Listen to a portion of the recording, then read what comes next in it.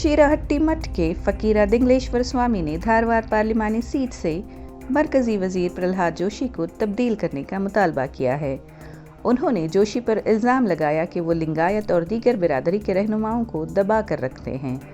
स्वामी ने 31 मार्च तक नए उम्मीदवार का मुतालबा करते हुए धमकी दी कि अगर ये मांग पूरी न की गई तो मज़ीद कार्रवाई की जाएगी।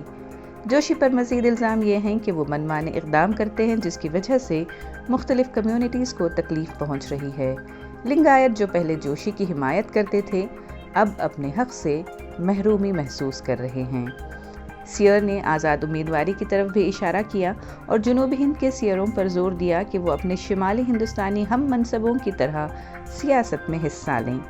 तकरीबन 40 सियर्स ने मीटिंग में शिरकत की, जिनमें गुरु सिद्धराजा योगींद्र स्वामी और मल्लिकार्जुन स्वामी जैसी अहम शख्सियात शामिल थीं। ಬೇರೆ ಬೇರೆ ಎಲ್ಲ ವರ್ಗದವರು ಸೇರಿಕೊಂಡಿದ್ದೇವೆ.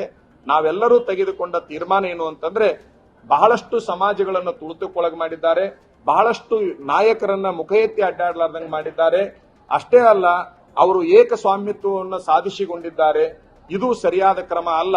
ಪ್ರಜಾಪ್ರಭುತ್ವ ವ್ಯವಸ್ಥೆ ನಿಜವಾಗಲೂ ಕೂಡ ಜೀವಂತಿರಬೇಕು ಅಂತಂದ್ರೆ ಸನ್ಮಾನ್ಯ ಕೇಂದ್ರ ಸಚಿವರನ್ನ ಧಾರವಾಡ ಮತಕ್ಷೇತ್ರದಿಂದ ಪೂರ್ಣ ಪ್ರಮಾಣದಲ್ಲಿ ಬದಲಾವಣೆ ಮಾಡಬೇಕು.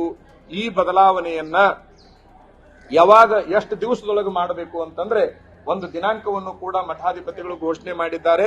31ನೇ ತಾರೀಕು, ಇದೇ ಮಾರ್ಚ್ 31ನೇ ತಾರೀಕಿಗೆ ಒಳಗಾಗಿ ಹೈಕಮಾಂಡಿನವರು, ಆ ಪಕ್ಷದ ಹೈಕಮಾಂಡಿನವರು ಅವರನ್ನ ಬದಲಾವಣೆ ಮಾಡಿ ಯಾವುದಾದ್ರೂ ಕ್ಷೇತ್ರಕ್ಕೆ ಹಾಕಿಕೊಳ್ಳಿ, ಬೇರೆ ವ್ಯಕ್ತಿಗಳನ್ನ ಬೇರೆ ಕ್ಷೇತ್ರಕ್ಕೆ ಹಾಕಕ್ಕೆ ಬರುತ್ತೆ ಅನ್ನುವಂತಹದ್ದನ್ನು ಅವರು ತೋರಿಸಿರುವುದರಿಂದ ಇವರನ್ನು ಬೇರೆ ಕ್ಷೇತ್ರಕ್ಕೆ ಹಾಕಿ ಈ ಕ್ಷೇತ್ರದಲ್ಲಿ ಒಬ್ಬ ಸೂಕ್ತ ವ್ಯಕ್ತಿಯನ್ನ ಅವರ